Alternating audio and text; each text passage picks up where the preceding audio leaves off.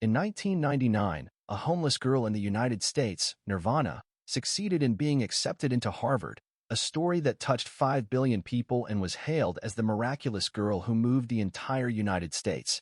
She was even received by President Clinton. Her name was Liz Morrie. She was called the Miracle Girl because she had experienced hardships but never gave up on her dreams. She never complained about her fate. Instead, she sought hope and despair. In 2003, her story was made into a movie called The Wind and Rain on the Road to Harvard. If you're feeling lost at the moment, you must patiently watch this movie. It can give you the strength to start over. During elementary school, Liz was often ridiculed and bullied by her classmates because she hadn't bathed or changed clothes for a long time, and the odor emanating from her was unbearable. Her hair was infested with lice. It wasn't that she didn't want to be clean, but her family's bathtub was like a sewer, and she didn't have the conditions to bathe. During exams, the head teacher would collect Liz's test paper in advance because she hardly came to school, thinking it would be a waste of time for her to take the test. But Liz argued back. Not only did she excel in the exams, but she also scored 100 points. The head teacher was surprised by Liz's performance. It turned out that a kind neighbor had given her a discarded encyclopedia, and Liz had already learned its contents. The teacher went from suspicion to delight and hoped Liz could come to school every day. Otherwise, her exceptional talent would be wasted. But little did the teacher know, the girl in front of her came from a terrible family and had no conditions to attend school. Her parents were drug addicts. Her father was irresponsible, and her mother often had psychotic episodes due to drug addiction, leading to starvation for Liz and her sister. One day, Liz's mother, in the throes of withdrawal, fought with her sister for money to buy drugs. Seeing her beloved mother in such pain, Liz softened and handed over all the money they had at home to her mother. In that moment, Liz saw her mother smile warmly, a smile she had missed for so long. However, her mother took the money and left without looking back. With no money for food, Liz could only scavenge for scraps in the garbage on the streets. Survival became a problem, let alone going to school. But she never complained. Despite her broken family and unreliable parents, at least she still had a home, a place to shelter.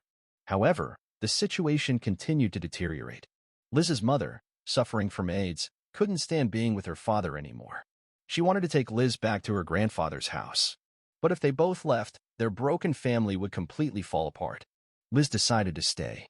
She could only watch tearfully as her mother left. Sometime later, community workers came to their house because Liz hadn't attended school for a long time, and her father was unable to take care of her. They wanted to take Liz to a shelter. Tearfully, Liz looked to her father, hoping he would do something to keep her there, but her father did nothing. The social worker said as long as her grandfather came to pick her up, she could leave the shelter. Liz pinned her hopes on her grandfather, but a month passed, and no one came to pick her up. Thus, Liz, despite having family, became an orphan. Days went by, and Liz could only accept the harsh reality. Life in the shelter was not easy. She did dirty and tiring work every day. The only benefit of working was that it distracted her from missing her mother. Worse, bullying incidents happened there every day. Liz was always careful not to provoke anyone, but she was still bullied. Helpless, Liz silently endured everything. She had to endure to protect herself. One time, she witnessed a girl pouring acid into another girl's bath liquid, and the horrific screams echoed in the bathroom. Liz's young heart was greatly traumatized by the scene. Thankfully, a year later, she finally left that dangerous place. Now the only place she could go was her grandfather's house because her mother, whom she longed for, was there. Her mother, who had quit drugs, looked much better now and even took her out shopping. Liz nestled in her mother's arms, feeling loved for the first time in a long time. Her mother even took her to restaurants and talked about the good old days. Liz felt incredibly happy at that moment. She thought they could return to their old home and hoped the family could be happy together. But her mother said her father had become a homeless man because he couldn't afford to pay rent. In fact, her mother wasn't as normal as she appeared. She was dying of AIDS, and, coupled with her alcoholism and drug addiction, her health was deteriorating day by day. Her grandfather had already taken in her mother and sister, so he wasn't welcoming to Liz's arrival. Finally, one day, he exploded, saying, "Just like your parents." Liz became an orphan once again and began another life of wandering. When tired, she could only sleep in the subway. When hungry, she begged on the roadside. Seeing others eating in restaurants, she could only swallow her saliva through the glass. Sometimes, when she was really hungry, she had to steal bread from the nearby supermarket. Despite her miserable fate and difficult life, Liz never cried because as long as her mother was there, she had a home. She often visited her mother when her grandfather wasn't around. Seeing her mother in pain, she felt heartbroken. Fate kept striking her, and it seemed like everything was futile. Even her mother didn't have a tombstone. She was buried in a coffin with someone else's name on it. Her grandfather hurriedly left like he was getting rid of a burden, and her friends gradually drifted away. But Liz didn't want to leave. She wanted to spend more time with her mother. However, the workers urged them to bury her quickly, and Liz couldn't bear it anymore. The principal was moved by Liz's experience, and Liz was officially admitted to Tsinghua University. I guess I always thought she was going to get better and take care of me. It's pretty stupid, huh? She'd never taken care of me. I took care of her. She was my baby. Her experience moved the principal, and she was admitted. However, she needed to provide guardian information for enrollment. To avoid letting the teachers know that she was homeless, she had to seek help from her homeless father. Her father was still as dispirited as before, but when he helped her sign the papers and walked out of the school, he realized how much he owed his daughter. Seeing his confident and independent daughter, he felt lost and regretful, realizing he hadn't fulfilled his responsibilities as a father. Moreover, he was now terminally ill, but he didn't know that his daughter still loved him. He had opened the window of knowledge for her, showing her that there was a solution to every problem. Finally, all he could say to his daughter was, "Stay in school. I blew this, but you can do this." Returning to school to study again wasn't easy. To make up for the missed lessons, Liz had to spend several times longer studying than others.